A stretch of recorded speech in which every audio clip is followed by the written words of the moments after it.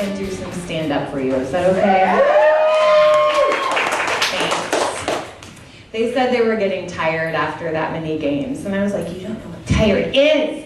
I have, like I said, a 7-week-old at home. Thank you for understanding. Thank you. I will receive it. I do.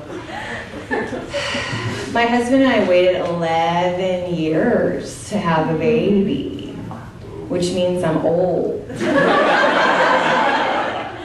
And I was reminded of that every time I went to the doctor. They'd say things like, advanced age, high risk, geriatric.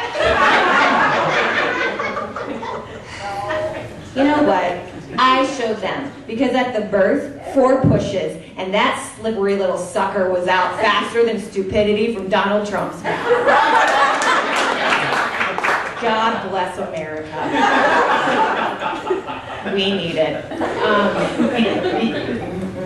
So, last week I was coming out of physical therapy because 4 pushes for an old woman's a lot. And there was a 3-year-old walking behind me, and she's like, Mommy, look, that lady's got a baby too. Yeah. Is it her grandma? Maybe. That's a true story. It's on my Facebook. You can check if you don't like. And I'm like, really? Okay. Apparently, geriatric pregnancy means you give birth to your own grandchild. That's what that means. I was a late bloomer in many things. I came from a very sheltered family. And I believed everything my parents said about everything. So it took me a while socially. So I bought my husband on the internet. Yes. Best $30 I ever spent. He's my African prince. That's it. West Africa, for those of you who are wondering if I'm a black guy's type or not, but you know, we'll just let you sit with that.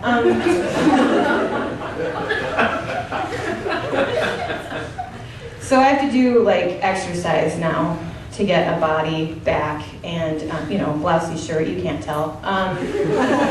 So I just will not do CrossFit though. The gladiator stuff, the boot camp, I don't get it. It's chores you don't want to do in life, but in repeat. Okay? And they give you these gigantic jump ropes, and they're like, here, spin it like double Dutch. But there's nobody in the middle.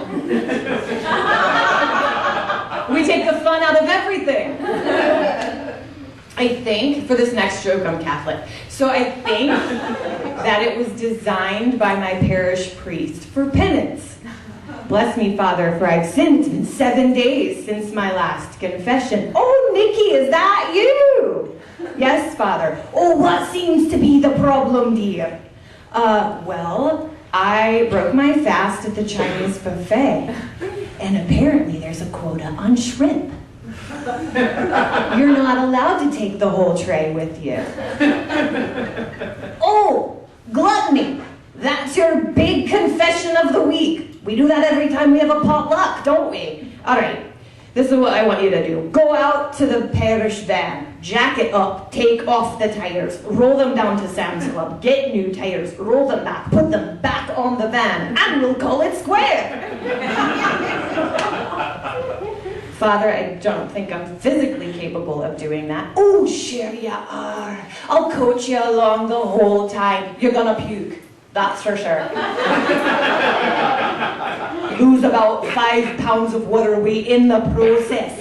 You're welcome. And I've got a name for it. CrossFit. Yeah? Marketable, that is. Yes. My grandmother had a really weird relationship with animals. It was her job. She grew up on a farm, and it was her job to, like, you know, the chickens for dinner. And so This one time, we were driving down the road, back roads of Wisconsin, and this deer comes out, and we hit that thing, like out of nowhere. It's 55 miles per hour. This is before cell phones. Demolishes the van. And what do you do in those situations? Those of you who still have VCRs know.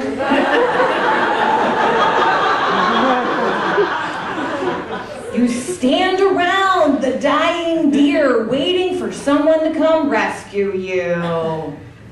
So at this time, we're expecting our grandmother to coach us through this horrific experience. Not having it. She's losing it. Oh, honey, look at you. Oh, no. Oh, I'm still breathing. Oh. Don't try to live. You ain't got no legs.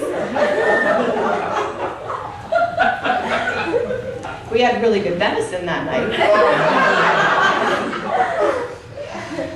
Animals.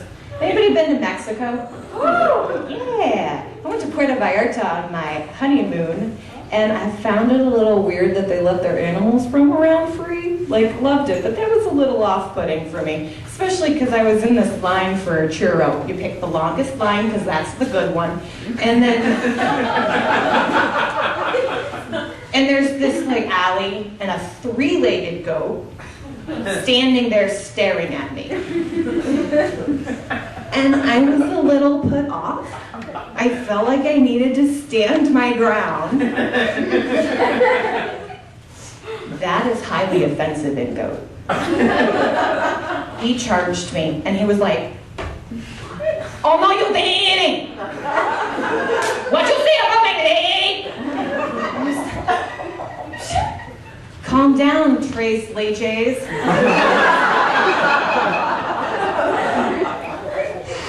He had a real attitude issue. He needed to be in a zoo with equally attitude-issued animals. Could have been like a charity zoo by the Kardashians, I don't know.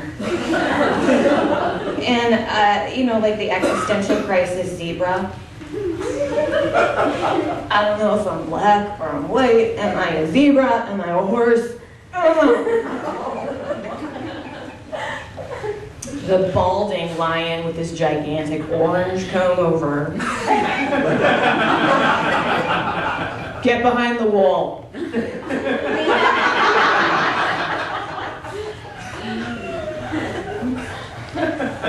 Super skinny pig. I can't eat anything. It just goes straight to my bacon.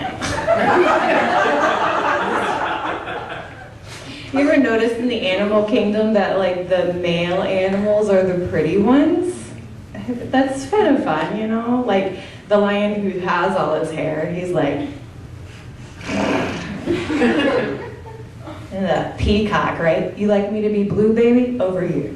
You want green? Check out this light. Wait, you want purple? I got your purple. Wait, feathers.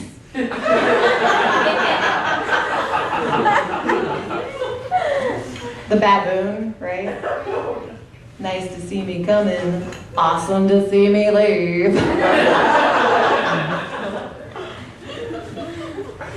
Oh my goodness. I don't remember my next joke because I was 7-week-old at home.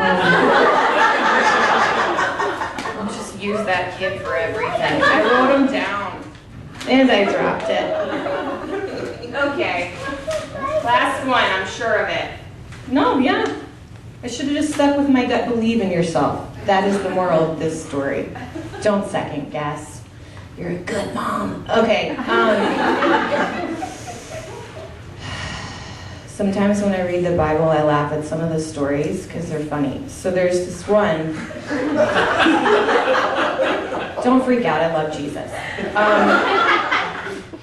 There's this guy who was listening to a pastor preach, and the pastor was going on and on and on and on, like they do. And I know, I'm a pastor's kid. And the guy falls out of the window, and he dies. And the pastor's like, "Oh, my bad." He goes out, prays for him, and comes back to life. Miracle. Yay. You can clap for the Bible. But what I want to know is, what's the conversation the guy had when he got home? That's what I want to know. Where you been for the last, 5 hours when you said you were gonna go, what, listen to a preacher for 5 hours? Okay. Why is your cloak all dirty?